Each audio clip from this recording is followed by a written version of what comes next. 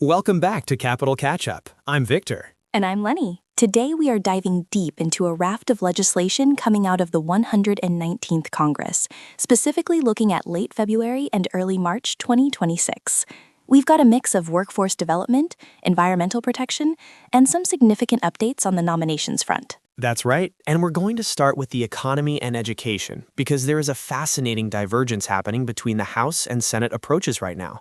Over in the Senate, we saw the introduction of Senate Bill 3864, the Federal Jobs Guarantee Development Act of 2026. This is a major structural proposal. Historically, the idea of a federal job guarantee dates back to New Deal-era conversations, but S3864 aims to modernize that by funding pilot programs to ensure stable employment for communities facing chronic underemployment. It's a bold move compared to what we're seeing in the House. Exactly. While the Senate is looking at direct job creation, the House is focusing heavily on the pipeline into jobs. We have House Resolution 7594, the Workforce Development through Post-Graduation Scholarships Act of 2026, and House Resolution 7536, the Graduate Act. These House bills seem to acknowledge the skills gap we've been discussing for the last decade. House Resolution 7594 specifically targets that post-graduation window, likely offering financial incentives for students entering high-demand fields. It builds on the Pell Grant infrastructure, but targets the exit point of college rather than the entry. And tying into that theme of workforce readiness, the Senate also introduced Senate Bill 3832, the Small Business Workforce Pipeline Act. This one feels like a direct response to Main Street complaints about finding qualified staff. It's interesting to see both chambers tackling the same problem, labor shortages, but with very different legislative mechanisms. Shifting gears to public health and safety, there is a cluster of bills addressing environmental hazards and housing. Victor, you were looking at House Resolution 7595. Yes, the Superfund Area Facts and Exposure Act, or SAFE Act. For listeners who might not know, Superfund sites are areas contaminated by hazardous waste identified by the EPA. This bill appears to be about transparency, mandating better disclosure so that if you're buying a house near one of these sites, you know exactly what the risks are. Which pairs well with House Resolution 7596, the Improving Housing Access Act. We don't have the full text yet, but the title suggests a push to reduce barriers to entry for first-time buyers, potentially through regulatory easing. But housing isn't just about bricks and mortar. It's about the people inside them.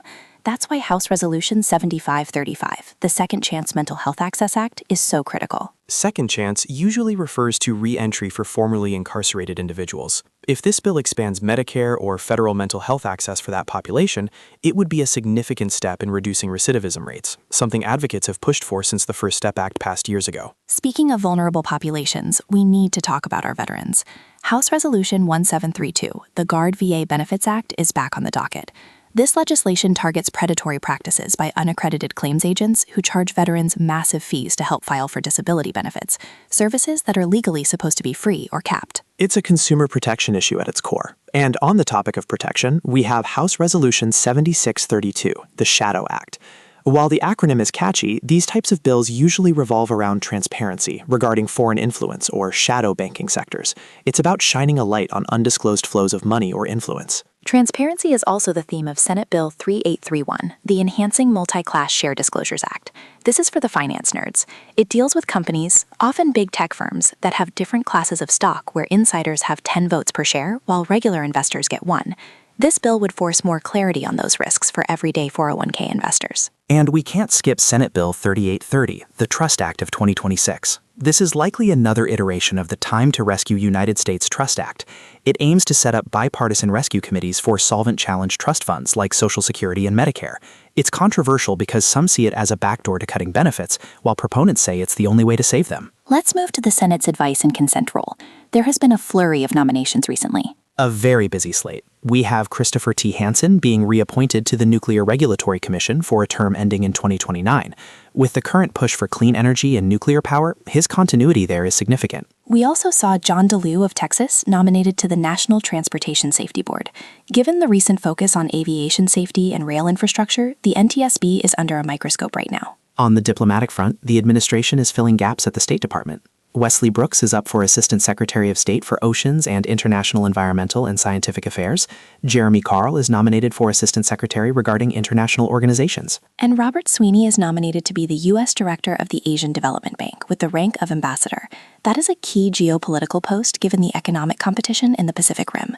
Plus, we have William Long nominated as Ambassador to Iceland and Kevin Lilly for Assistant Secretary for Fish and Wildlife. It's worth noting there are several other nominations in the system, specifically numbers 848, 849, and several in the 800s that were processed without descriptions, likely lower-level administrative appointments moving through the pipeline. Now, looking at what's happening in the committee rooms, on March 3rd, 2026, we have two major events. First, a hearing examining the National Defense Strategy. That one is interesting because it's followed immediately by a closed session in SVC 217. When you see closed session, that means classified information. They'll likely be discussing specific threat assessments that can't be aired on C-SPAN. Right after that, there is a hearing on AI that improves safety, productivity, and care. This connects back to our workforce discussion.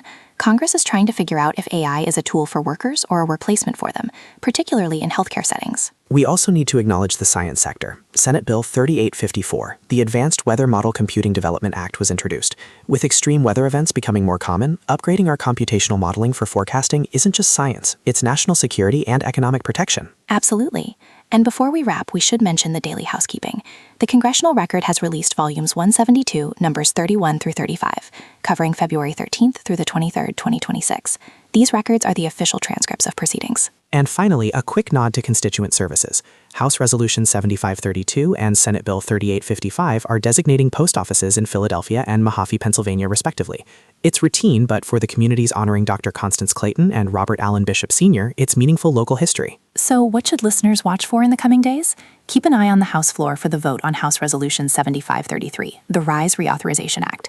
This likely deals with research and innovation funding, and getting that reauthorized is crucial for university grants. And watch that closed-door defense hearing. While we won't see the transcript, the tone of the senators emerging from that room will tell us a lot about the current global threat level. That's all for today's Capital Catch-Up. Thanks for listening. See you next time.